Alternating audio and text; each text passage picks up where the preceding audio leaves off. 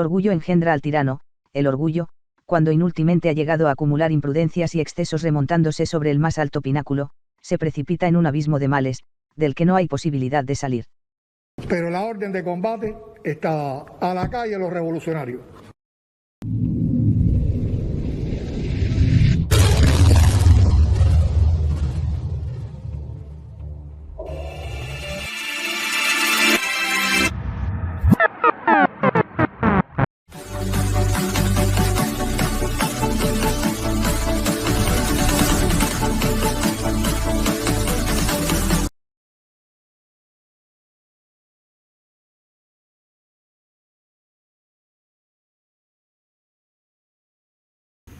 Voy a comenzar a narrar esos días hoy.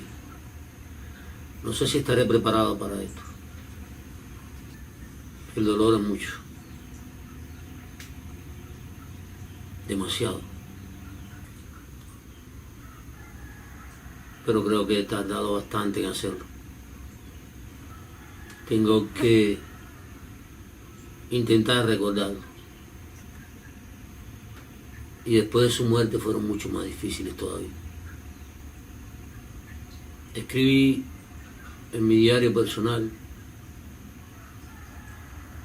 algunos detalles de toda esta tragedia, pero cuando la seguridad de Estado, las fuerzas del gobierno estuvieron aquí, que me quitaron la computadora y las memorias, creo que parte de lo que había escrito se lo llevaron. Es duro como un gobierno puede quitártelo todo. Yo considero mi diario, lo que yo escribo, una parte de mi cuerpo, íntima. Pero las dictaduras son así, vienen y te lo quitan y ya no les importa nada. No tiene sensibilidad hacia lo humano. El poder determina. Creo que nunca tendré respuesta para esa actitud de insensibilidad del hombre, del ser humano. Tengo que hacerlo. Por encima de todo el sufrimiento, de todo el dolor, tengo que hacerlo. Y cuando hay que hacer algo, se hace bajo cualquier circunstancia. Por ella, por mí,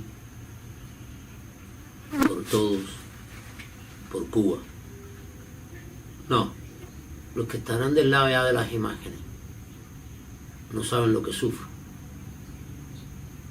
la impotencia que tengo, porque para saberlo hay que sentirlo. Sí, todos sufrimos las pérdidas de familiares queridos, pero las circunstancias alargan o acortan el sufrimiento. Aceptan o no aceptan la muerte. Yo no puedo aceptar la forma en que murió mi hermana. Solo Dios me podrá dar una explicación después. Voy a tratar de recordar toda la tragedia desde el primer día. Es difícil volver a vivir tragedias, momentos tristes, indefinibles en el sufrimiento. Es algo que rechazamos. Rechazamos la muerte, pero tampoco podemos evitar los recuerdos, ni borrar de la memoria el dolor. Yo no quiero borrarlo, porque yo no quiero borrar a mi hermana de mi memoria, porque entonces borraría lo que la amé y la amo. Quizás con esto yo comparta un poco y equilibre el dolor, que no creo que el compartirlo debilite lo que tengo dentro. Pero bueno, dicen los psicólogos que bueno es desahogarse, exteriorizar el sufrimiento. Quizás me confunden las fechas y los días, pero la historia no cambia por eso. Lo que tenía escrito sobre esto, cuando las fuerzas represivas del gobierno me allanaron la casa, lo tomaron todo. No estoy seguro si estaba escrito en mi diario personal en la computadora o en una de las memorias. Las dictaduras son indolentes, los que las mantienen también. Esos esbirros llegan, te quitan todo. Yo considero que lo personal, tu diario personal, tus sentimientos, lo que tú escribes, para mí son partes íntimas de mi cuerpo. Es como si tomara una parte de mi cuerpo. Pero a la dictadura y a los que conforman la dictadura y a los que la defienden, no les importa los sentimientos de los seres humanos, sino están a favor de ellos. Me quitaron todo eso y quién sabe qué habrán hecho con ellos. Pero no ha sido a mí solo, a través de todo el transcurso de la historia del mundo, imbéciles, torpes, seres humanos insensibles, incapaces, mediocres, han obstaculizado el talento, pero no solo eso, han hecho desaparecer obras de grandes hombres. Así son las dictaduras y los que lo componen. Así son los regímenes que no valoran ni la calidad humana ni la condición humana, todo por mantener el poder. Así ha sido este régimen castrocomunista. Yo estoy aquí defendiendo los derechos humanos de Cuba. Dirigido, organizado y conformado por Fidel Castro. Este es el legado que nos ha dejado su egolatría, su afán de emperador. Decía que puedo olvidar detalles, pero lo concreto de la historia no lo olvido. Creo que fue un viernes 17 de noviembre, casi estoy seguro. Había dormido en casa de mi hermana y temprano me vine para acá, para el Globo. Tomé mi motorina y al amanecer abandoné la casa. Ella estaba todavía con dolor de cabeza y seguía aumentando la afasia, la dificultad para articular el lenguaje. No tomé eso muy en serio. Le dije que si se agravaba, me llamara. Antes de llegar recibí una llamada de Giovanni, mi sobrino, su hijo, que Ada se había agravado, la dificultad para articular el lenguaje ya era muy profunda y habían llamado al médico que la atendía en el asunto de la inyección de las células madre. Tratamiento que llevaba hacía unos días para la implantación de células madre y que había decidido hacerlo en la casa por temor a las fuerzas represivas. Ada, es sorprendente que usted misma se ponga los sueros aquí en la casa. Bueno, mira, yo me estaba poniendo los sueros en el instituto, pero ¿qué pasa? Que aquí estuvo el día 13 por el mediodía el agente de la seguridad Jonathan para tratar de saber en qué lugar, que yo le dijera en qué lugar yo me estaba poniendo los sueros. Él me dice que era con el objetivo de cuidarme, pero como yo sé que ellos no son tan buenos y además de eso, la presencia de ellos en el hospital puede poner nerviosa a la enfermera, puede, no sé, poner un ambiente tenso y entonces no irme bien las cosas. Entonces yo conseguí los sueros y los medicamentos que lleva dentro de los sueros, porque tengo una polineuropatía y una infección en los riñones, y entonces yo opté por ponérmelos en mi casa por más seguridad para mi salud. ¿Teme que ellos se vayan a presentar en el hospital? Sí, porque no es la primera vez. Cuando mi niña estuvo enferma en el William Soler, mi niña estaba en la sala y de buenas a primeras cuando yo miro, me dice mi niña, mira mamá, ¿quién está ahí? Ya él estaba dentro de la sala y ya estaba caminando hacia mi cama. Entonces imagínate, esa situación pone nervioso a los médicos, a los enfermeros, a todos, porque la seguridad del Estado en cualquier lugar que llega, lo que hace es causar la intimidación y el miedo a cualquier persona. Y como yo sé que él vino preguntándome y tanta insistencia, me decía, Ana María, mire, dígame dónde usted está, dígame en qué hospital, nosotros necesitamos saber en qué hospital usted está. Y si no, nosotros vamos a investigarlo porque nosotros lo sabemos todo, así mismo me dijo. Entonces yo dije, bueno, algún problema, no sé, yo cogí por mi seguridad, opté por conseguir yo los sueros y los medicamentos y pasármelo yo misma en mi casa. ¿Y no teme que se vaya a contaminar con una infección? Bueno, todas las cosas pueden suceder, pero yo confío mucho en Dios y digo que si Dios está conmigo, ¿quién contra mí? Y él le había dicho que fueran urgente al hospital, porque esa reacción no era producto del tratamiento que él le había puesto. Cuando llegué a Capdevila, o sea, a la casa de ella, ya la habían llevado para el hospital.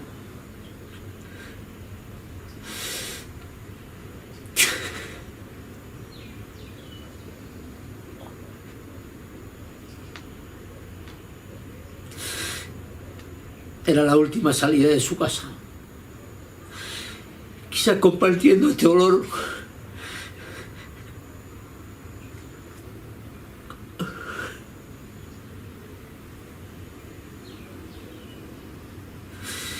Quizás me alivie. Muy rápido para el hospital. Cuando llegué, la encuentro en una camilla.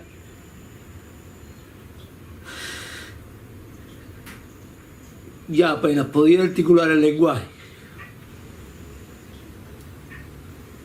La doctora que la había atendido y que se había preocupado también por ella todo el tiempo, me enseña en su teléfono móvil el tag que le habían hecho. Había un derrame de sangre, implica ella un edema sutural. Tengo algún conocimiento de medicina. Comprendí que el asunto era grave, muy grave. Pasé el encefalograma a mi teléfono móvil. Teléfono que me quitó la seguridad del Estado, las fuerzas represivas del gobierno, los esbirros, para no decir solo de Fidel Castro, vamos a decirlo de este Castro comunismo. Siempre cuando las lágrimas me vienen a los ojos, recuerdo a mi abuelo, un isleño de Islas Canarias, que fue quien me crió. Me decía, los hombres no lloran.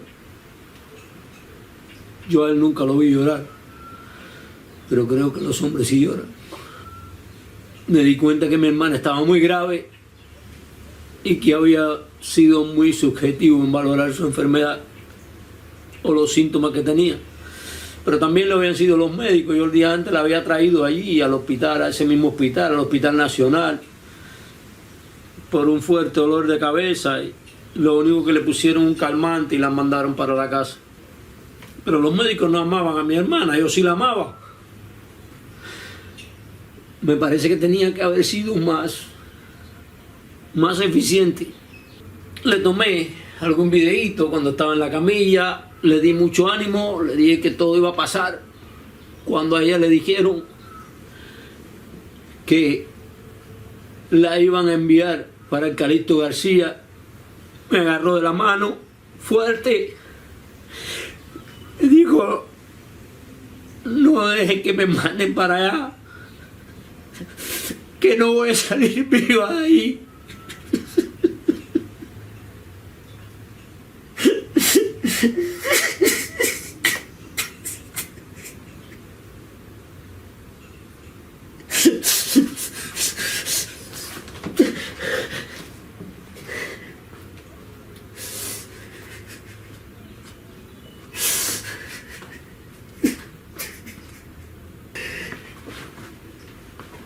Articulando a medias el lenguaje,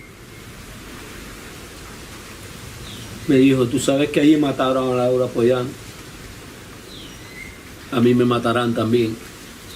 Sabía del peligro real, sí lo sabía.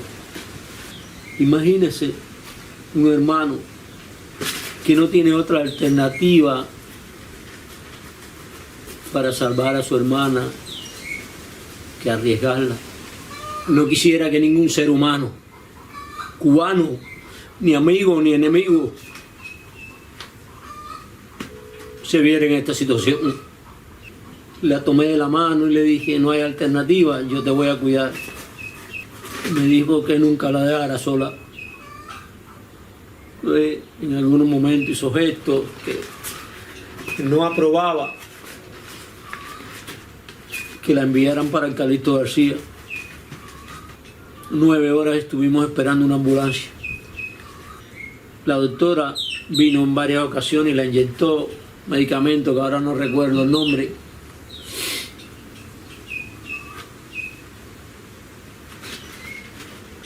Pero a medida que pasaba el tiempo, más dificultad tenía para articular el lenguaje.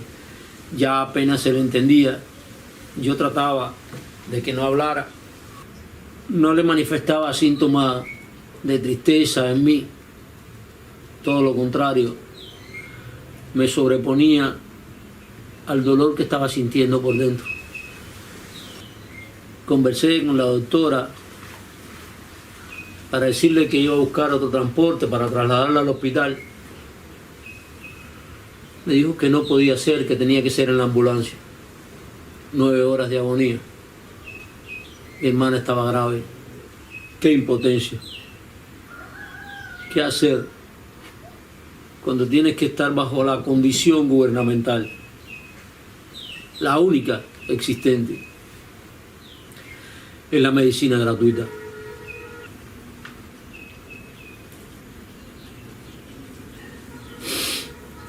Casi a las 5 de la tarde, mi sobrino habla con el chofer de una ambulancia que había venido y de alguna forma lo conmueve y trasladamos a mi hermana. Le pagamos al ambulanciero. Yo estaba muy agradecido de que la hubiese trasladado al hospital. 9 horas esperando una ambulancia.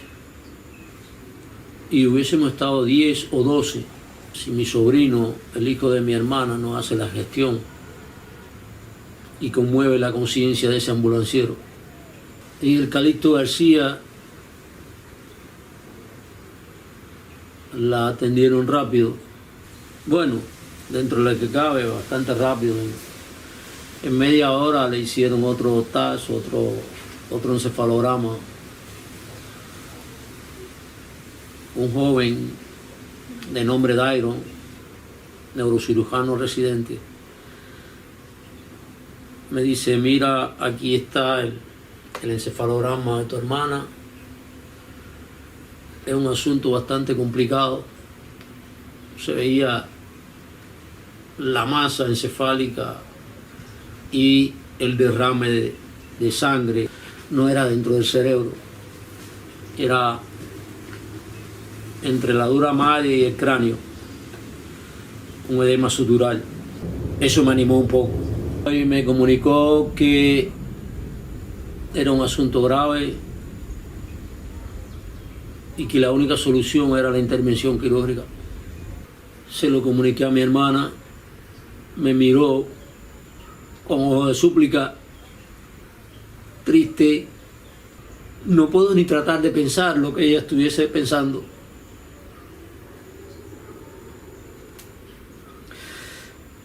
Me decía, sabes que me van a matar. Realmente no me lo decía, me hablaba tartamudeando.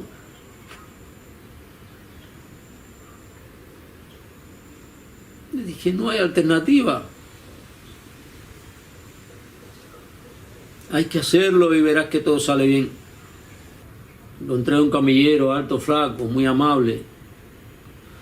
Me la trasladó para el salón de espera, ahí donde estaban los demás enfermos.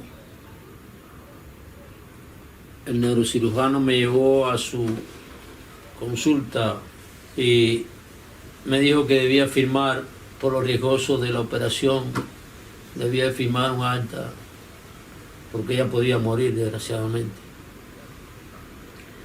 Pero que él estaba seguro que el team médico que había y bueno, que iban a hacer la operación y iba a salir todo bien. Creerle o no creerle era lo mismo. Yo sabía que mi hermana estaba grave y que no había alternativa. Me regresé donde estaba ella, en la camilla, con Giovanni y Gretel, la novia de Giovanni. Allí me dijo el neurocirujano que debíamos rasurarla, quitarle todo el cabello. Aquí está su cabello.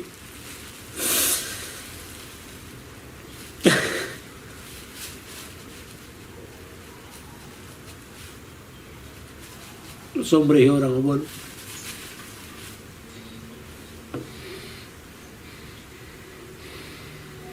Tienes olor todavía.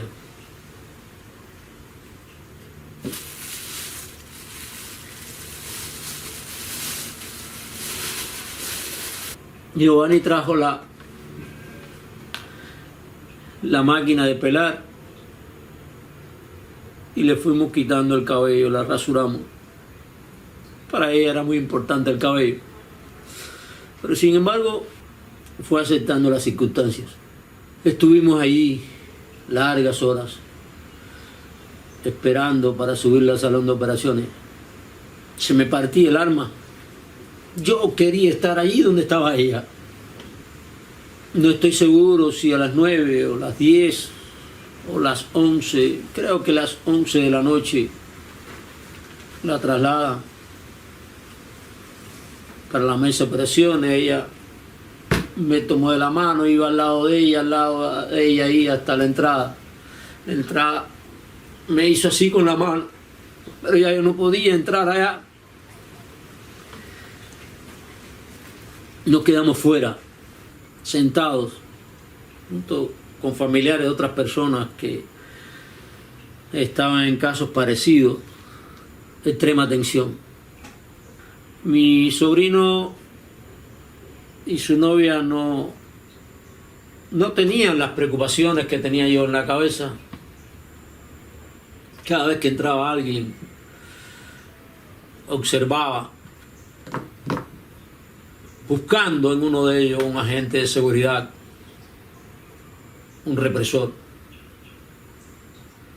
Realmente no quería que estuviesen allí por ninguna circunstancia. Y la dictadura acostumbra a hacer eso. Supongamos que no lo hagan con el propósito explícito de intimidad, pero es que lo que hacen es intimidad. Esa presión constante, ese acoso aún cuando estás enfermo, cuando tienes un familiar en el hospital. Ahí entonces mi pensamiento un poco que saltó al pasado a mi hermanita cuando pequeñita, cuando mi mamá se bajó del tren aquel día con el envoltorio en sus brazos, y yo salí corriendo.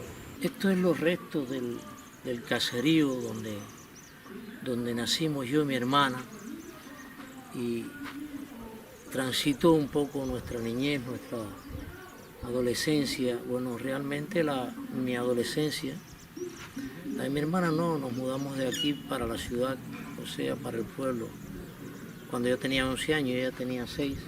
Aquí, en este lugar, en este crucero, fue donde bajó mi madre con el envoltorio aquel de mi hermana. El conductor, que se le decía del tren, puso el banquillo, y entonces la gente de la sitiería, los campesinos, las campesinas, las guajiras, los guajiros un poco menos, porque estaban siempre trabajando y se dedicaban mucho menos a estas cosas. Todas las guajiras se acercaron a ver el envoltorio. Yo también corrí por el arenal caliente y llegué hasta aquí. Y fue cuando por primera vez vi a mi hermana pequeñita, tenía la cara rosada, roja así, y envuelta en pañales. Y bueno, muchas cosas de nuestra niñez. Una niñez pobre, pero rica, porque éramos libres. Esto no es más rico quien más tiene, sino quien menos necesita para vivir. Pero bueno, quiero decir, de campesino pobre, que era mi abuelo, vivíamos en una sitiaría de unas 20, 25 casas en medio de la sabana. Allí pasamos nuestra niñez. Bueno, ella terminó de pasarla en el pueblecito de Santo Domingo, para donde nos mudamos después. Y yo casi llegué ahí hasta la adolescencia, a los 11 años. Mi hermanita fue primero, mi hermanita, por supuesto, después mi hija, después yo fui su hermano grande, y al final ella terminó siendo mi madre.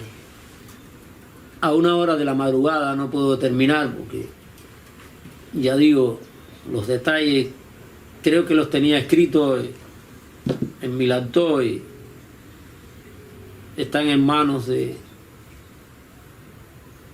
estos monstruos que son los sicarios, los jefirros de la dictadura. En algún momento salió un cirujano y una noticia trágica de que el paciente había muerto en la operación. Fue estremecedor aquello. Después sucedió con otra persona también. Pero cuando salieron los dos cirujanos que iban a hacer la intervención quirúrgica de mi hermana,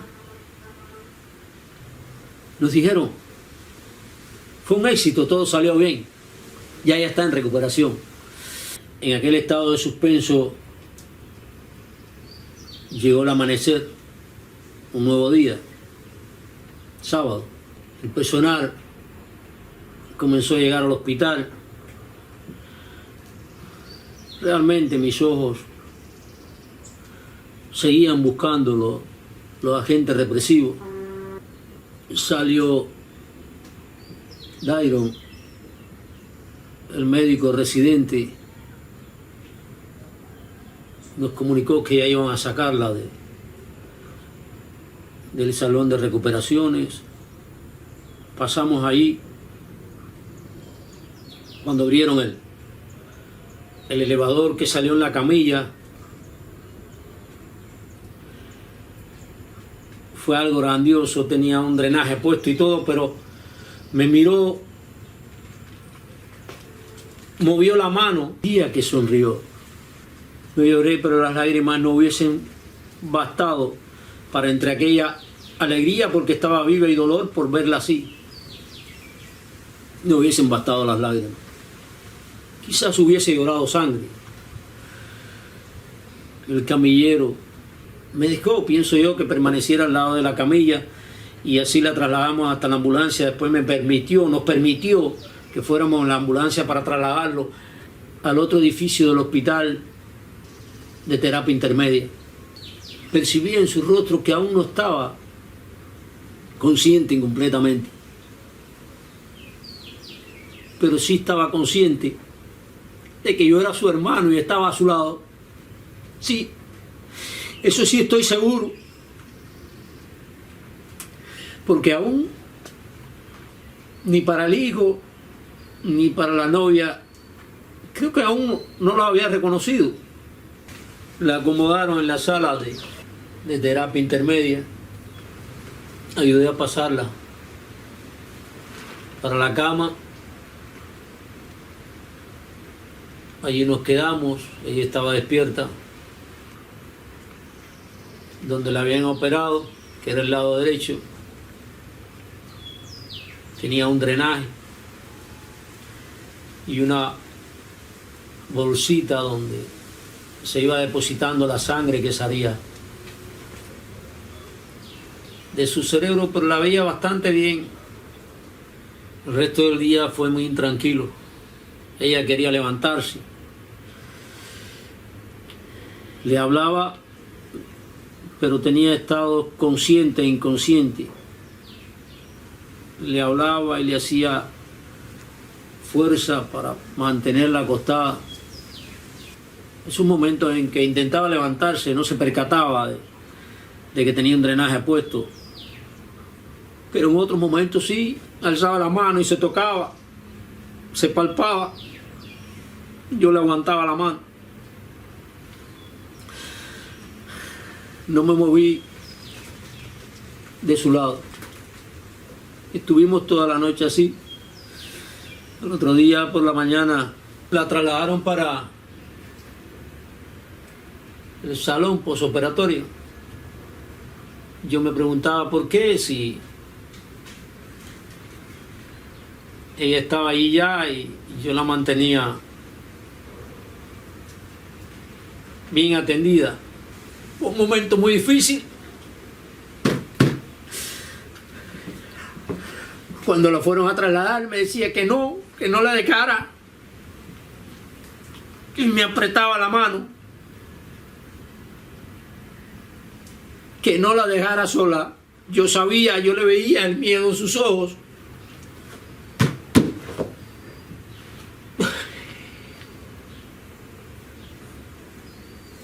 El terror del maldito Fidel Castro, implantado después de 1959. Sí, mi hermana tenía miedo en esas circunstancias. Quizás siempre fue más valiente que yo en enfrentarse a las fuerzas represivas en la calle. Pero ahí tenía miedo, estaba indefensa, sabía que estaba indefensa. La enfermera y el médico me permitieron llegar hasta el salón posoperatorio. Allí la dejé, pero no tranquila. Intranquila, mirándome con ojos de súplica cuando me marchaba. Hablé con la enfermera que la iba a atender allí. Me entendió. Entonces, el médico Dairon se dio cuenta que algo inusual pasaba. Opté por decirle lo que estaba sucediendo. Le dije, mira, mi hermana es dama de blanco. Esa manifestación de temor que ella tiene es por la represión, porque aquí en este mismo lugar murió la representante de la dama de blanco. Él fue muy comprensivo y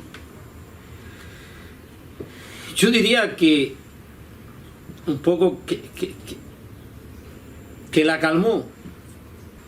Las palabras precisas que le dije no la recuerdo.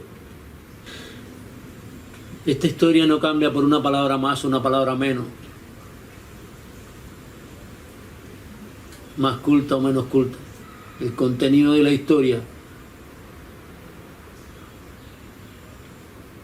que mi hermana fue víctima de una dictadura cruel y despiadada, y que las dictaduras en el mundo hay que exterminarlas, no importa el método que se utilice para ello. Las enfermeras que estaban atendiendo allí, o diría yo, la mayor parte del hospital, era personal traído de la provincia de Oriente o de las provincias orientales para entrenarlos ahí un poco que practicaran ahí el ejercicio de la medicina para permitirle participar en las campañas internacionales o a cumplir misiones, como le llama el gobierno. De esto tendría mucho que hablar, porque la mayor parte de este personal, desgraciadamente, no es que no fueran sensibles a la condición humana, es que realmente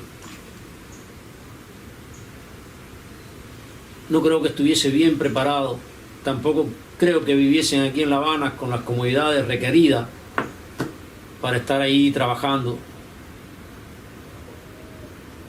Y bueno, todas esas circunstancias influían en la desatención. No creo, repito, que hubiese sido un problema de ellos, de su sensibilidad humana, sino un problema del gobierno, creado por el gobierno. Seguía sin entender por qué a mi hermana la habían pasado al postoperatorio si no lo necesitaba. Lo estaba sufriendo mucho porque ella no quería en ningún momento que yo la dejara sola. Sabía lo que estaba sufriendo ella allá adentro. La enfermera en un momento en la noche me dejó entrar a donde estaba. Yo agradecía aquello de la enfermera en el alma. Ella no sabía lo que estaba sucediendo con nosotros, ni se imaginaba lo que es un perseguido político en una sociedad controlada por el poder completamente, donde toda la medicina está controlada por el poder, está en manos del gobierno. Cuánto lamenté que en Cuba no existiese también la medicina privada. Pero bueno, aunque existiese la medicina privada, cuando es un gobierno dictatorial, también controla y persigue por medio de la fuerza la medicina privada. Me quedé allí en el lugar donde ella estaba, con la cama vacía, sentado allí. Tenía entonces en la mente esa confusión desde que entré al hospital. ¿Lo comunico a los activistas o no lo comunico? Había tomado la decisión en el comienzo de no comunicarlo para protegerla. Un gran error. Un error de tonto. Pensé que podía pasar desapercibida. Ahora me pregunto cómo es que un hombre como yo, conociendo lo que es este gobierno, esta dictadura, conociendo este poder, pueda pensar que algún activista, periodista independiente, dama de blanco, opositor o disidente pueda entrar a un hospital y a la hora no estar en conocimiento de la seguridad del Estado, de las fuerzas represivas del régimen. Qué tonto.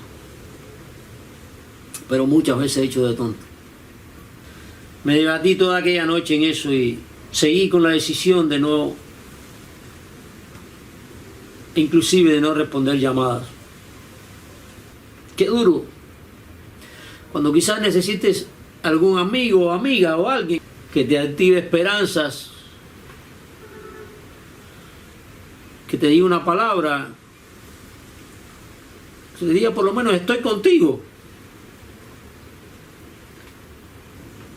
Al otro día, qué alegría cuando cerca del mediodía la van a trasladar de nuevo para la cama. Qué alegría. Cuando ella pudo verme, pudo ver que venía para la cama, su rostro se iluminó, sus ojos brillaban, la seguridad, la confianza le volvió al alma. Yo lo vi, porque yo veía su alma. Y yo sentía casi todo lo que ella estaba sintiendo ahí, porque la imaginación me lo estaba haciendo sentir. Lo único que en mi caso no sentía el temor de ella. Claro, porque no estaba en las circunstancias indefensas que estaba ella. La colocamos en la cama. Era domingo, día de elecciones. Ella era observadora internacional de elecciones, debía haber estado observando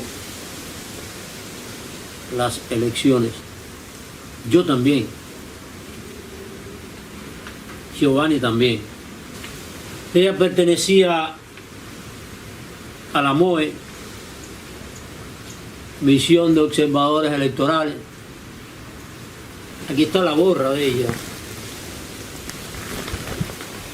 Esta gorra se la habían dado en Colombia.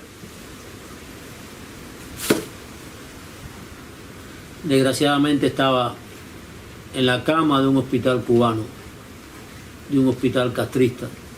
Producto de conocer lo que es el sistema de salud dentro de Cuba y de todas estas irresponsabilidades, me fui relacionando con el sistema de trabajo del hospital. Pude observar que no había un trabajo profesional eficiente. Converso con una de las enfermeras, me relaciono con ella. Bueno, una relación se hace brindando merienda, algún refresco, siendo un poco gentil.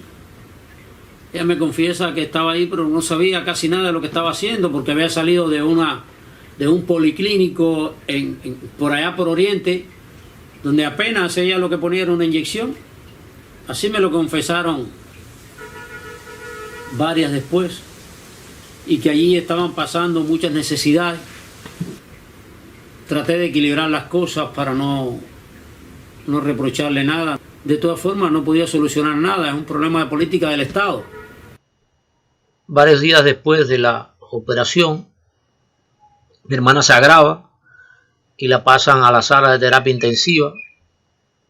Está varios días ahí, 2 o 3 días no más, y cuando la regresan, la colocan en una sala de terapia, una sala pésima, donde se encontraban enfermos de muy diferente condición a la de mi hermana. La mayor parte de los que habían ahí estaban al borde de la muerte.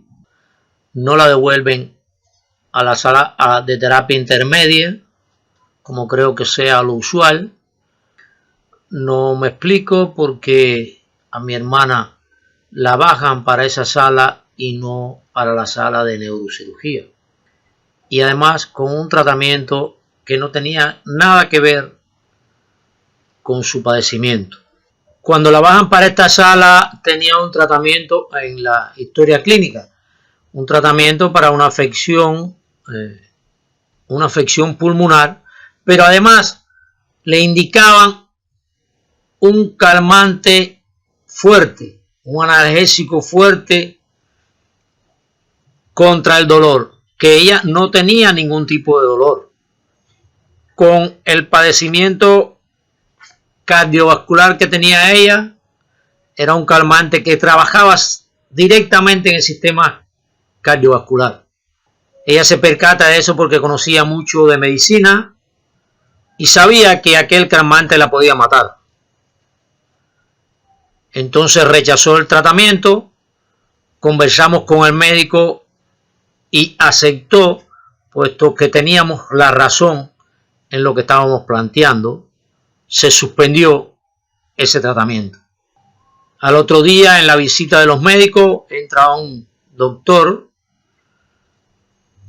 experimentado, ya entrado en años, lee la historia clínica, ve cómo está mi hermana y me dice aparte: te aconsejo que la saques de esta sala lo más rápido posible, puesto que esta sala está muy contaminada y ella puede adquirir una bacterias que es muy difícil de atacar con los medicamentos porque ha mutado.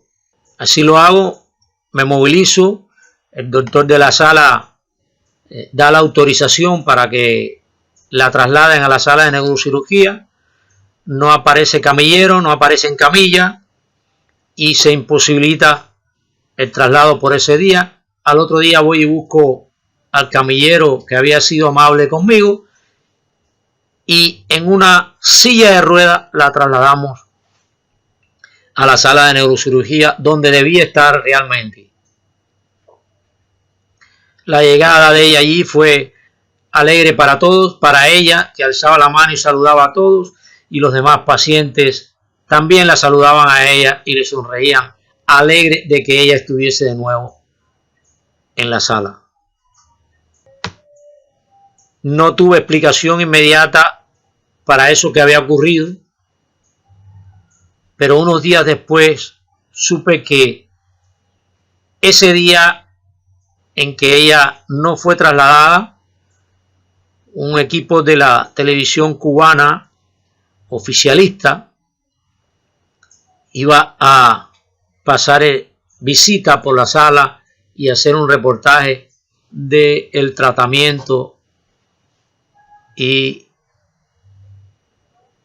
el trabajo del hospital.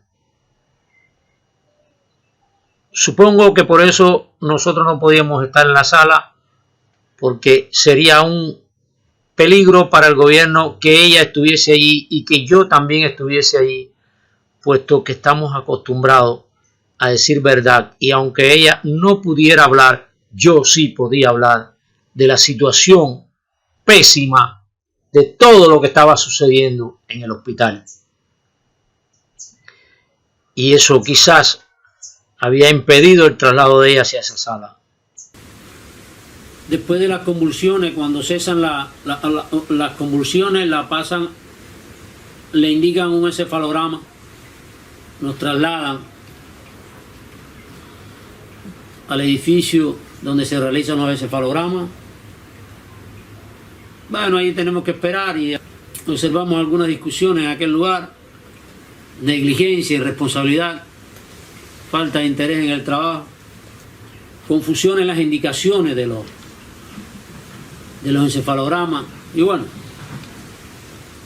¿qué decir? Al fin, bueno, sí, salimos de allí.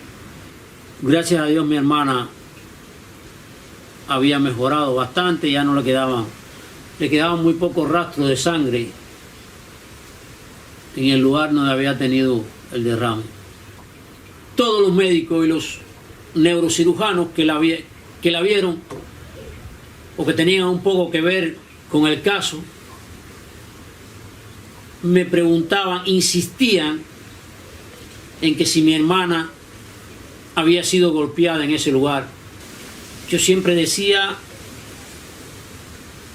que no, porque los últimos arrestos de ella no había sido golpeada. Hace 2 años sí le habían dado un golpe fuerte precisamente por ese lugar de la cabeza con una tonfa, una policía. Y bueno, en otra ocasión que yo no estaba presente, le habían dado golpe y se había desmayado y le habían llevado con pérdida de conocimiento para para el hospital, pero bueno, ella no me cuenta que le hayan golpeado en la cabeza, quizás se haya dado golpe, pero bueno, eso hacía ya meses atrás.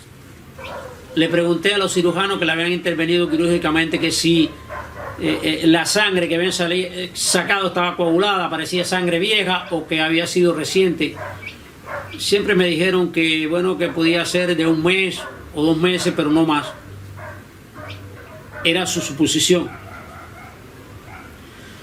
Pero todos coincidían en que esos edemas se producen en el 90% o más de los casos por golpes. No fue un derrame dentro del cerebro como una isquemia o un infarto cerebral o algo de eso, no. Fue en la parte externa del cerebro, después de las 3 capas, de las 3 meninges. Entre la última, que es la dura madre, y el cráneo. Mi hermana para la sala y se recupera increíblemente. Qué ánimo, qué ímpetu. Nunca permitió que le pusieran cuña. Había que llevarla al baño. Como se sabía que el ejercicio era bueno, ella con el brazo derecho se alzaba el izquierdo y se hacía ejercicio hasta que recuperó toda la movilidad del brazo izquierdo. Ya casi hablaba, ya casi articulaba el lenguaje, pero comenzó con taquicardia y dolor en el pecho. Yo tenía mucho miedo de seguir ahí en el hospital. Yo quería llevármela para la casa y quizás ese afán de llevármela para ahí no me permitió ver que había otra enfermedad que le estaba haciendo daño. La taquicardia sí tenía 116 pulsaciones.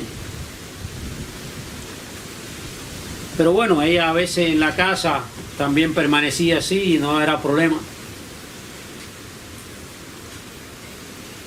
Y llegó el día fatal. Pasa en pensión todos los médicos, la encuentran bien, viene el fisioterapeuta, la reconoce, le ve todos los reflejos, la movilidad de todo su cuerpo y deciden darle de alta. Ya estaba lista para ir a casa. Aquello fue tremenda alegría para mí y para ella. Ese día se me acercó un médico que no había visto ahí. Me dijo, levántala y hazla caminar. Que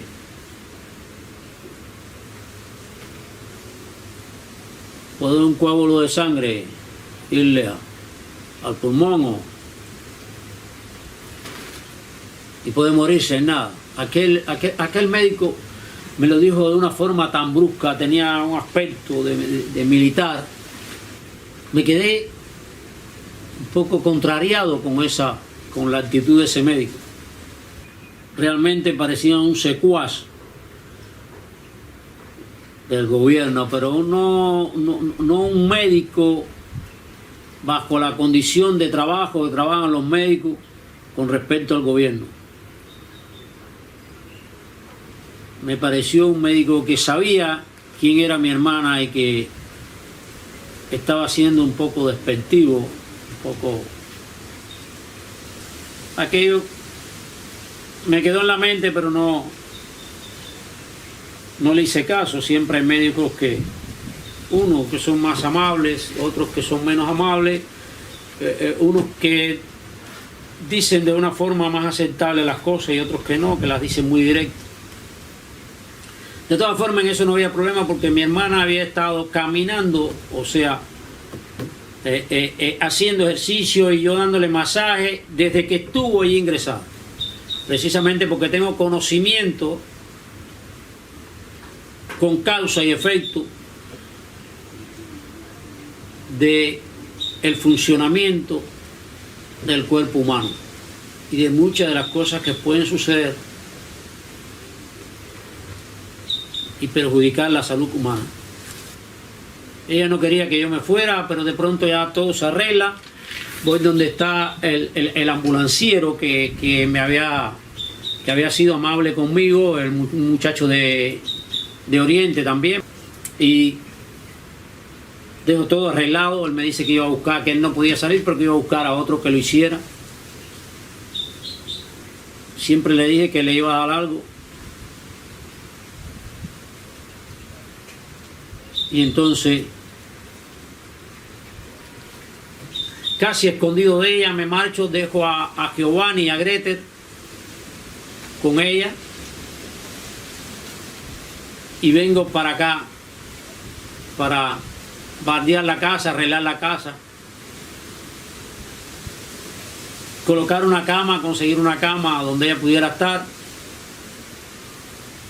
y tenerla aquí, porque a su casa no podía ir porque había que subir escaleras, y la esposa de uno de sus hijos, del chino, había casi limpiado la casa. Serían cerca de la 1 de la tarde cuando llegué, todos muy contentos esperándola.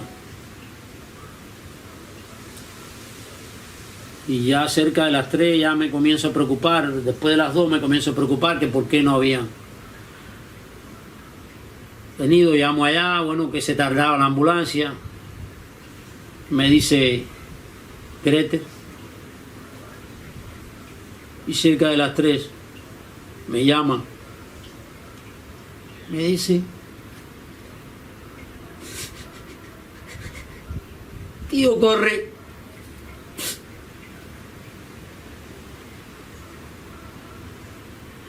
Que Ada se puso mal.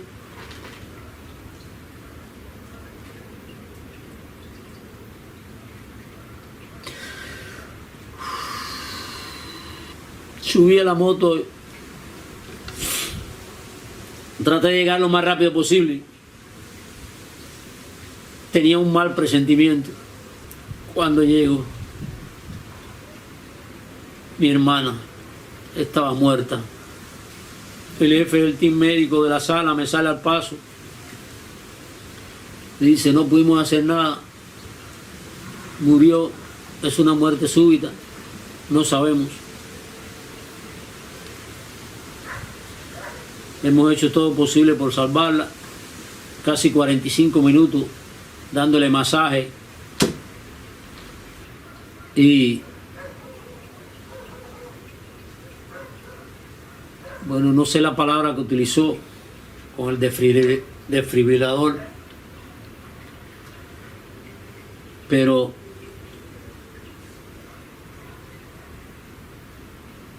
no pudimos salvarla. Mi hermana había muerto. Pedí que me la dejaran ver.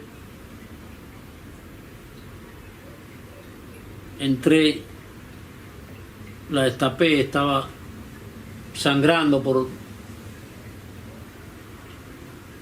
donde tenía el troque. El cadáver aún estaba flácido.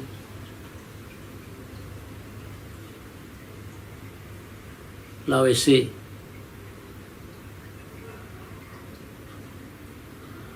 Y me salí. Después entró Giovanni. Yo no tuve valor para destaparla. Él sí la destapó y se percata que no tenía marcas de haberle dado masaje ni corriente. Él se percata de esto porque hacía apenas una semana había terminado de pasar un curso de salvavidas y tenía estos conocimientos frescos. El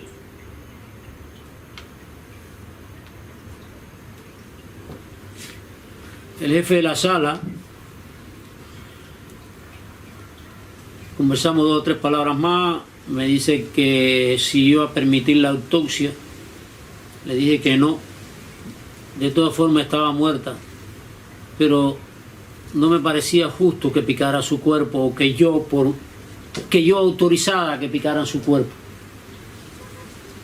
Es así cuando se ama mucho a una persona. De cualquier forma, todos los médicos tienen que obedecer las órdenes de la seguridad del Estado, del gobierno.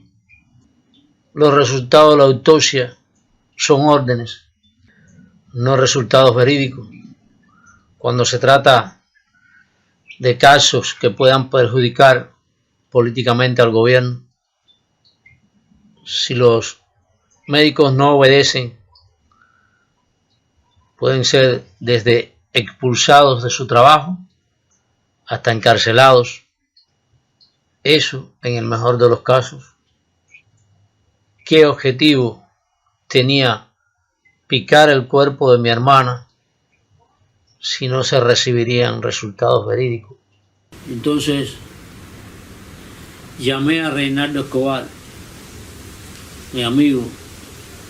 Le dije: mi hermana acaba de morir, creo que te necesito. Unos días antes yo había ido a la casa de él y le había comunicado dónde estaba mi hermana y lo que estaba sucediendo. Era el único opositor que conocía del caso, producto de mi tontería. Cuánto sufrí solo ahí, teniendo tantos amigos, y cuánto pudieran haber ayudado todos los que la conocían y que la amaban. Su querida organización de Damas de Blanco, que estoy seguro que hubiesen ido, me hubiesen brindado apoyo ante aquella terrible situación.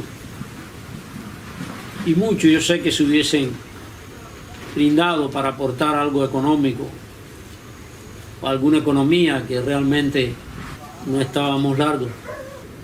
Yo tenía una reserva de dinero del que había traído de los Estados Unidos, de los amigos que me habían ayudado allá y de mis hijas también. Dios mío, qué duro tener que pasar por esto así.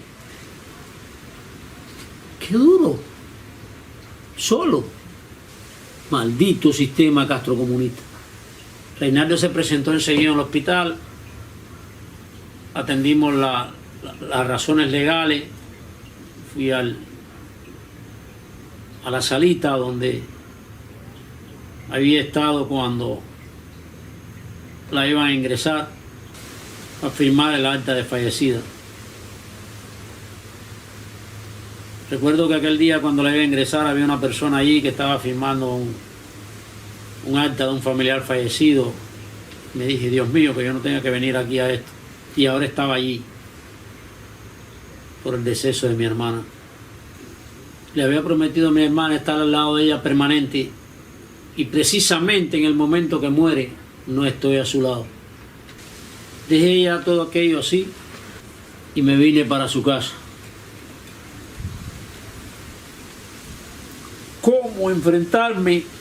¿Cómo decirle a sus niñas: mamá murió?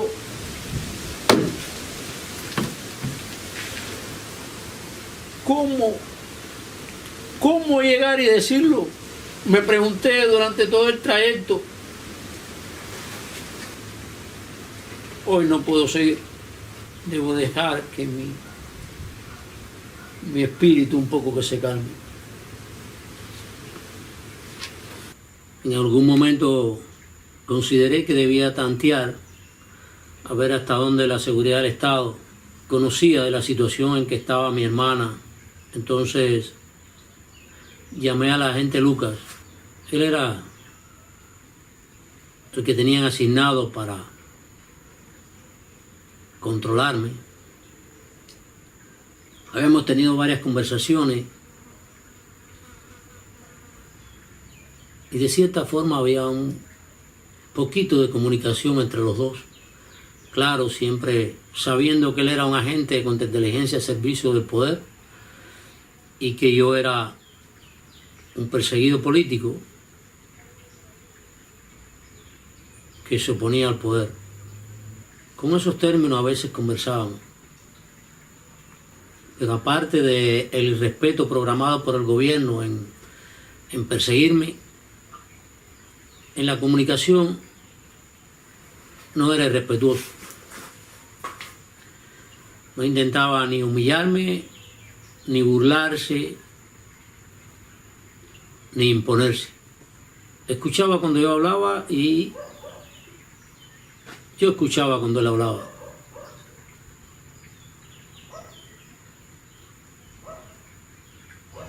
Hubo un margen de respeto entre los dos. Como ya dije, a excepción de la falta de respeto del programa de represión gubernamental, porque todo esto de la represión es una falta de respeto a la condición humana. Entonces lo llamé, insistí en que fuera él solo. Era difícil, cada conversación es grabada, es escuchada por los superiores, y es muy difícil que él pudiera venir solo porque ellos se espían unos a otros. Y inclusive la alta jerarquía no tiene confianza en los inferiores y aún entre ellos los superiores. Es su naturaleza, es de los métodos que estudian, de la perversidad con que son creados. No hay pureza entre ellos, no hay diafanidad. Es un aparato de represión completamente perverso. Entonces me dijo que si no podía ser al otro día. Creo que esto sucedió unos 3 días antes de la muerte de mi hermana. Posible que fuera un jueves. Y entonces le dije que no podíamos postergar la entrevista. Y al fin aceptó venir a verme en la tarde. Ya mi hermana estaba mejor y estaba cuidándola su hijo y su novia, Giovanni y Gretel. Entonces vinieron ahí a Capdevila. Vino el otro agente, Jorge, el que según él había asumido la dirección del grupo represivo. Esta entrevista la hice para tantear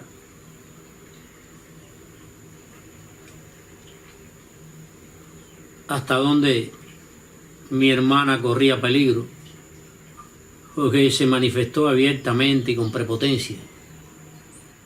Allí supe que, según las propias palabras de Jorge, desde que mi hermana ingresó en el hospital, ellos estaban al tanto de eso. Según me confesó ahí, él había estado hasta en el salón de operaciones. Escuchar aquello fue terrible para mí, porque me imaginé lo terrible que fue para mi hermana saber que el represor estaba ahí. Ella que aseguraba que la iban a matar. Imagínense. Estar ahí en las manos del criminal.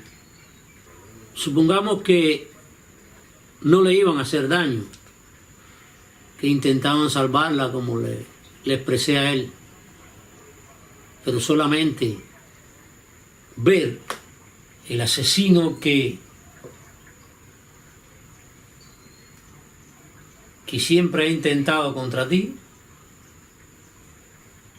verlo ahí frente a ti cerca cuando tú más débil estás en todos los sentidos, eso ocasiona terror, desestabiliza la psique, ocupa una parte inclusive de las autodefensas del organismo, puede deprimir el sistema inmunológico.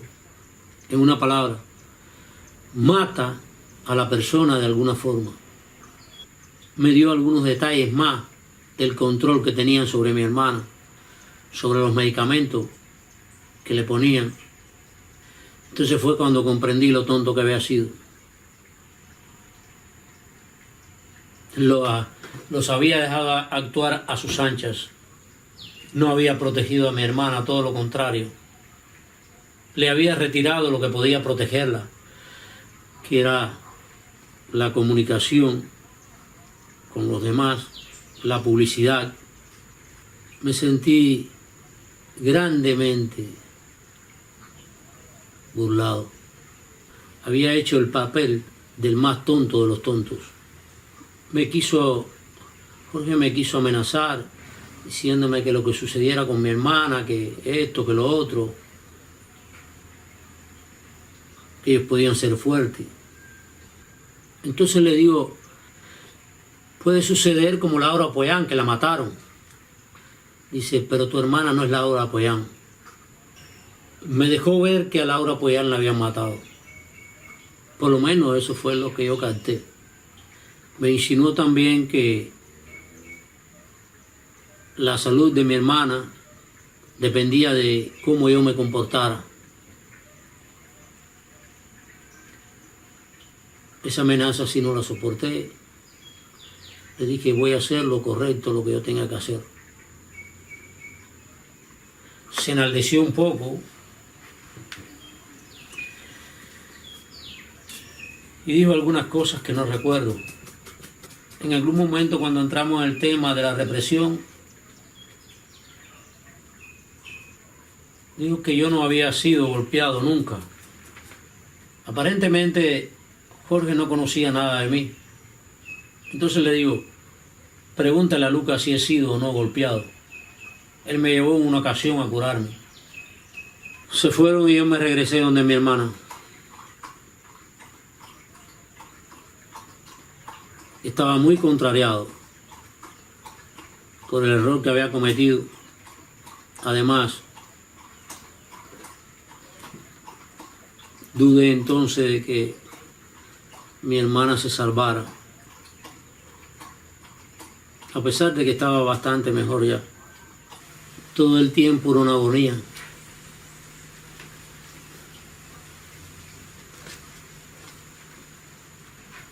Mi cerebro era una vorágine de pensamientos. Sobre todo lo que más golpeaba en mí era la impotencia. Saber que mi hermana estaba ahí en manos de los enemigos, pero desgraciadamente la asistencia médica gratuita está en manos del poder y el poder determina qué hace con ella y cómo lo hace. Esa fue la grandiosa obra de Fidel Castro, desposeer a todos de todo margen de libertad, de toda posibilidad de existencia sin estar condicionada al Estado o a la política del Estado, del poder. Solo Dios podía hacer algo. De verdad, no quiero que ni mi peor enemigo pase por esto. Era muy duro cuando llegaba y sus niñas preguntaban, tío, ¿cómo está mamá? Si la misma va a venir a casa.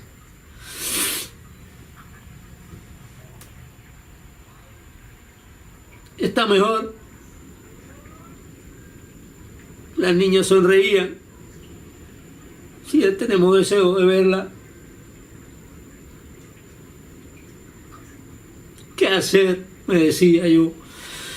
¿Qué hacer? Dios mío, qué dolor. Qué dolor. Uno de los doctores me recomendó buena alimentación, con poca química, o sea, todo lo natural que podía. Vine acá.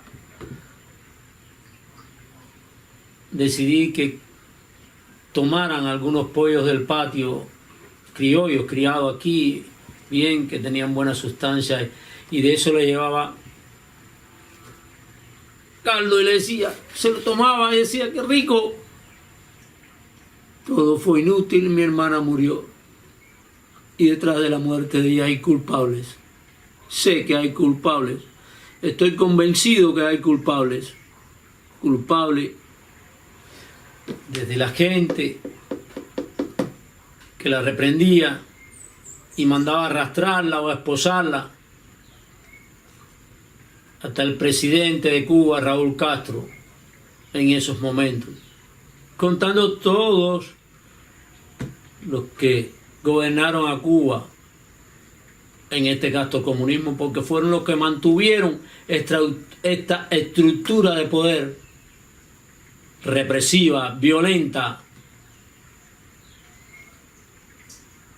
contra cualquiera que pensara diferente.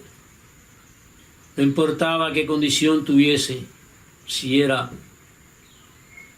hembra o varón, hombre o mujer, joven o adulto, cristiano o no cristiano, estuviese enfermo o no estuviese enfermo, la condición no le interesaba al poder. Había que exterminarlo a todos por no pensar igual.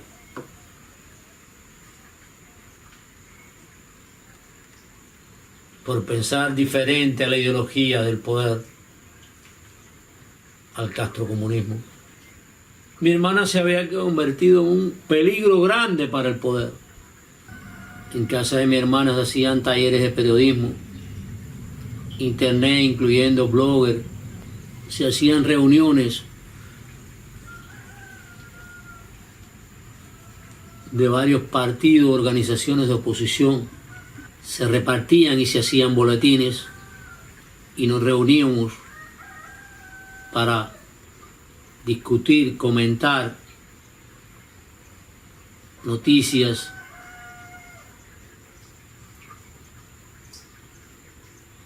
y debatir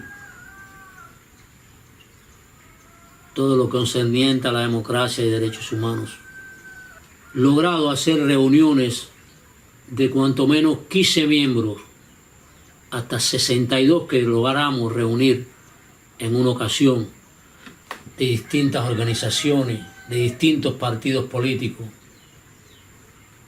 Fue un sacrificio para mi hermana tomar la casa. Para eso le ocasionó problemas con su esposo. Sin embargo, fue radical y perseverante. Recuerdo en una ocasión que ya yo casi estaba seguro que iban a allanar la casa y le propuse, si quieres no lo hacemos, temiendo lo que pudiera suceder, y ella me dijo, Aú, lo vamos a hacer al precio que tengamos que pagar. Ya los agentes habían venido en 2 ocasiones y nos habían amenazado. En esa ocasión hicimos la actividad con un operativo de varias patrullas y agentes de seguridad montados alrededor de la casa.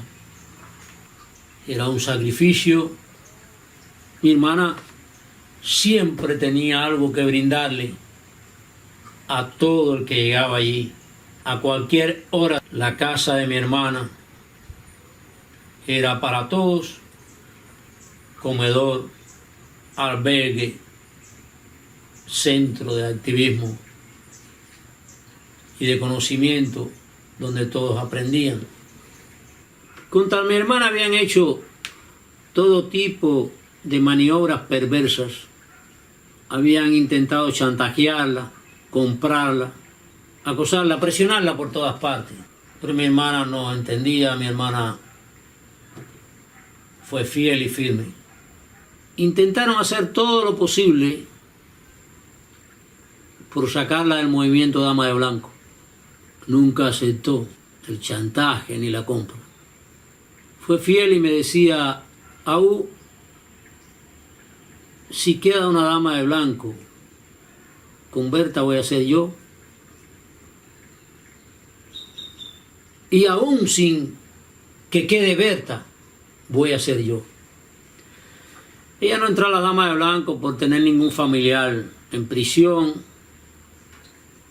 inclusive ni por haber sido afectada directamente por la política del régimen.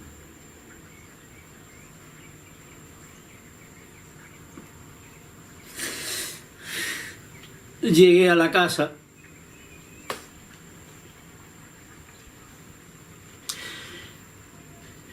El dolor era grande, pero debía de sobreponerme. Y no ocultar que había muerto.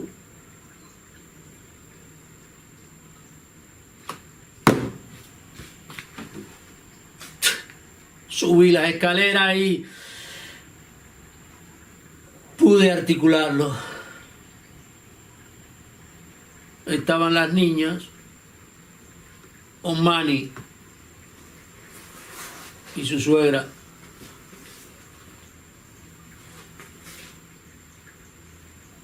Ada murió. Ada está muerta.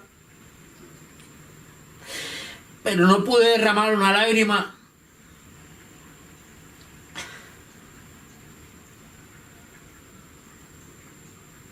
No podía hacerlo. Debía tener el control de todo. Los niños se sorprendieron, no sabían qué hacer. Recogí la ropa con que la iban a vestir, subí a la moto de nuevo y me fui para la funeraria de Calabazar. Quería destacar que en el hospital primero me dijeron que las funerarias estaban ocupadas y que no podía hacer el velorio en la funeraria. Dije que la llevaba para la casa, pero aquí mismo cuando voy de la casa a ella para la funeraria de Calabazar, Berta me llama y me brinda la sede de las damas de blanco para el velorio. Sin pensarlo acepté, con sus hermanas de lucha. Una llamada de Giovanni me alerta que habían amenazado con que no permitirían trasladar el cadáver hacia la sede de las damas de blanco. Decidido lo grité por teléfono para que las escuchas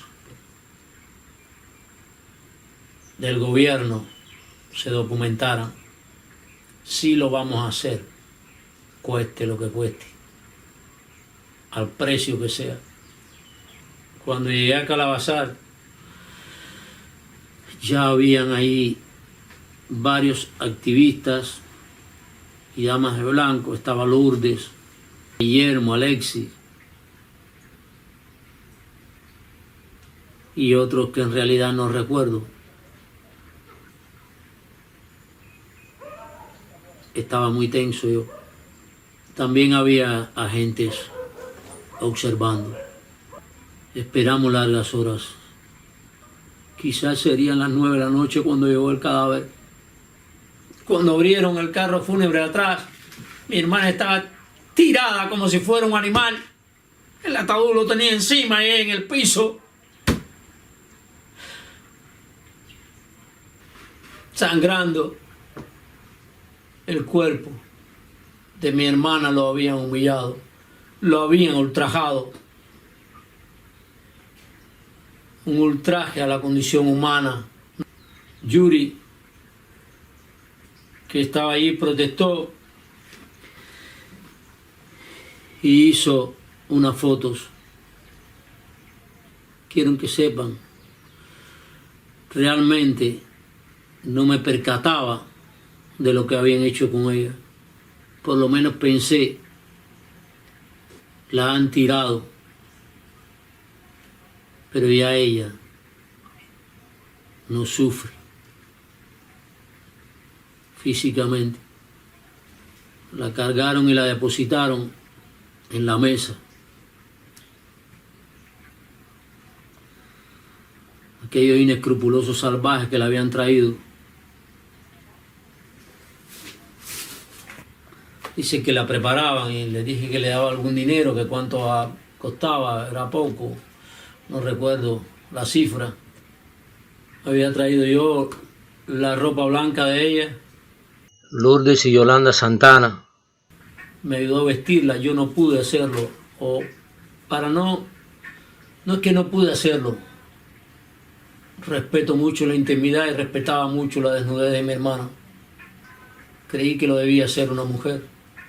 Cuando fueron a vestirla, recordé que ella en una ocasión compró 2 batas de casa, una para la madre Y cuando sepultaron a nuestra madre, fue con esa bata de casa y había dejado una para ella y quería que a ella la sepultaran con esa otra bata de casa igual a la que le había dado su madre. Realmente creo que le dejamos la bata de casa debajo y le pusimos la ropa blanca encima, pero debido a que sangraba mucho, que la blusa estaba muy teñida de sangre porque manaba la sangre aún todavía por varias partes de su cuerpo, sobre todo por donde le habían quitado el troque que le tenían puesto en el cuello. Entonces una se quitó la blusa blanca y se la puso a ella. Se lo agradecí en el alma. Me quedé entonces con la de ella, con su sangre. La sangre que derramó por la libertad de Cuba. Sí, porque fue por la libertad de Cuba. Por quitar la tiranía, por quitar el régimen dictatorial.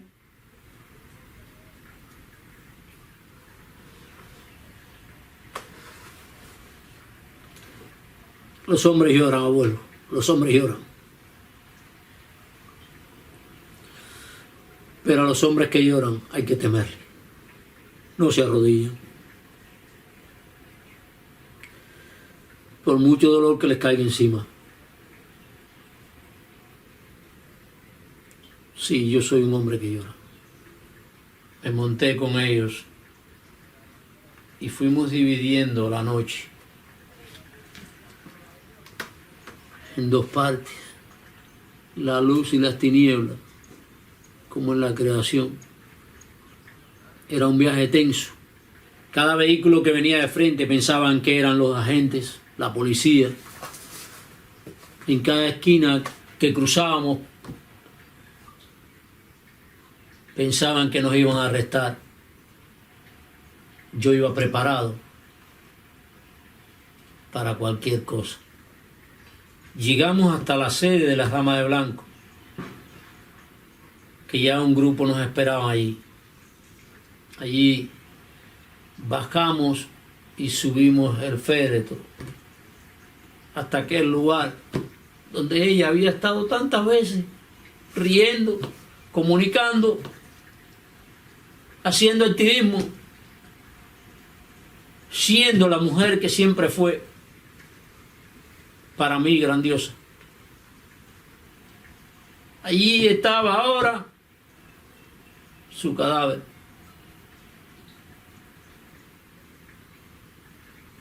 Dios mío, qué dolor. A pesar de que aquellos dos indolentes seres humanos habían trasladado el cadáver primero como si fuera un animal.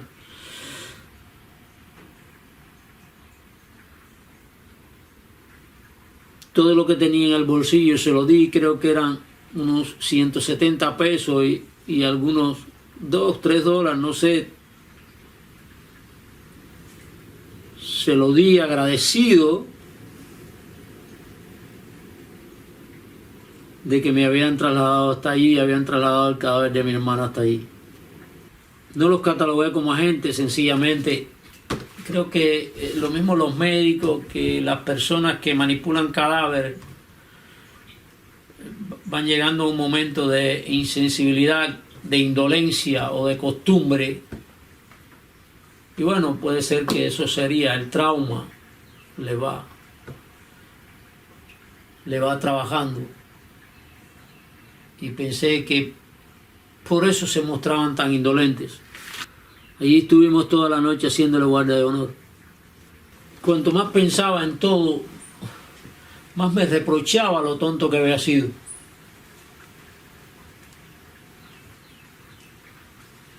Quizás hasta eso influyó en que mi hermana muriera, o le dio margen a que mataran a mi hermana.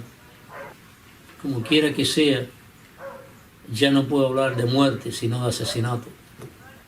De cualquier forma, la asesinaron. Llegó la mañana y a las 10 sacamos el cadáver. Berta me había brindado la bóveda de las damas de blanco y acepté sin pensarlo, se lo merecía mi hermana. La carroza fúnebre que vino esta vez era diferente. Estaba limpia, el chofer con traje, muy respetuoso. Bajamos el féretro, caminamos algo y lo depositamos en la carroza fúnebre. Iniciamos el recorrido. La última vez que acompañaríamos a mi hermana, la pequeña caravana fúnebre partió rumbo al cementerio Colón. Yo iba delante con el chofer, comportándose muy diferente a cuando asistí al sepelio de Payá. Que el chofer hizo el recorrido rápido. No, este chofer, con mucho respeto, hizo una marcha seria, pudorosa, diría yo, dando tiempo inclusive a que los carros que seguían se mantuvieran unidos. Muchos amigos, hermanos de lucha estaban allí esperando y nos acompañaron hasta la bóveda donde la íbamos a depositar. Era el segundo familiar más querido, diría yo, que sepultaba bajo la observación de la tropa de represión del gobierno castrocomunista. La otra persona había sido mi madre. Con un nudo en la garganta le despedí el duelo. Se iban tantas cosas de mí con ella.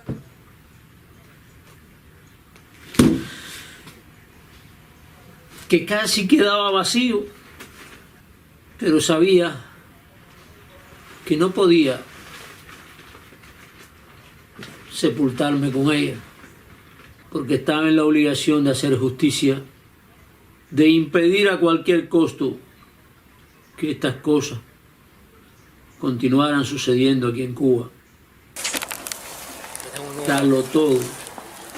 Primeramente quiero agradecerles a todos porque ya esto se acabara.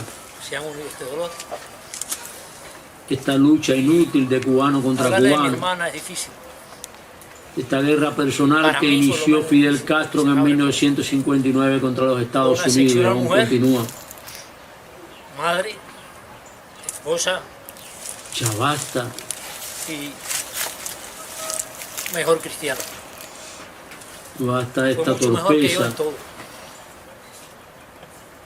Me dio ejemplos, me dio pruebas de fe. Esta necedad Que de seguir enfrentándonos a los Estados Unidos como enemigos. Mientras el todo el poder tiempo disfruta del luchó contra la capitalismo, injusticia. solviendo Se sus rebelaba mieles, contra lo injusto, un capitalismo de Estado pacíficamente, exuberante, y hace que no el pueblo cayó, viva en la no la miseria cayó. del socialismo. Creo que es hora de parar Por los derechos de todos, esta lucha inútil no le importó la riqueza, contra los no Estados le- Unidos, no ambicionaba nada personal. que solo nos ha ocasionado destrucción Todo era en para todos el los bien sentidos, colectivo. indolencia, Así fue siempre. y cada día Así, nos ha conducido recuerdo. más al abismo de la mediocridad, gracias a ustedes, de la hay muchos miseria que no han venido, espiritual y material, amistades que no han venido, crisis de valores y tenido de miedo, conciencia generalizada, Espero que algún día esta que isla, obstaculiza todo el progreso cubano sea posible. hermano del cubano, Es y inútil no por pensamiento tratar de diferente imponer lo discrimine, a los lo Estados reprenda, Unidos o sea violento, un como ella sistema que sufrió es la violencia disfuncional. de ¿Por qué todo sus el pueblo ideas diferentes, no? tiene que seguir en esta Pero guerra eso personal? Cuba, porque fue una guerra personal iniciada por Fidel Castro unos años después de 1959 contra los Estados Unidos. Hay varios sucesos en toda esta tragedia que no he podido sincronizar al punto de la lógica. Primero, no entiendo por qué a mi hermana la sacan de recuperación y la trasladan a una sala de terapia intermedia, y después de estar allí más de 16 horas la introducen en la sala posoperatoria. Segundo, ¿por qué a mi hermana la bajan de la sala de terapia intensiva y la colocan en una sala de terapia, la más deprimente de todo el hospital, donde todos los pacientes en esa sala estaban unos contaminados con bacterias y otros condenados irremediablemente a morir en corto tiempo? Y además le colocan un medicamento para afecciones respiratorias y un fuerte calmante para un dolor que no tenía, como corroboraron varios médicos de la sala. Tercero, ¿por qué hierran en el tratamiento y tiene que estar 24 horas sin medicarse? Cuarto, ¿por qué después de estar recuperada y lista para marcharse a casa, uno de los médicos me hace creer mediante bruscas palabras que va a morir? Quinto, ¿por qué si el jefe de sala me dice que estuvieron 45 minutos tratando de reanimarla, el tórax de mi hermana, siendo ella de piel bien blanca, no presenta marcas o rasgos de reanimación? Y el jefe de sala, la única explicación que me dio fue muerte súbita, que sucede sin que nada pueda hacerse. Sexto, ¿por qué si no conocen de qué murió mi hermana, no insiste en el examen necrótico? Si realmente, y más en casos políticos, el régimen se ha adueñado de los cadáveres por encima de exigencias familiares. Y por último, ¿la lesión de mi hermana fue ocasionada por un golpe en uno de los arrestos, o es uno de los pocos casos que un edema sutural se produce por causas desconocidas? Todas estas objeciones, confusiones en mi mente y algunas incongruencias más que pude apreciar en el hospital me hacen suponer y casi asegurar que mi hermana fue asesinada.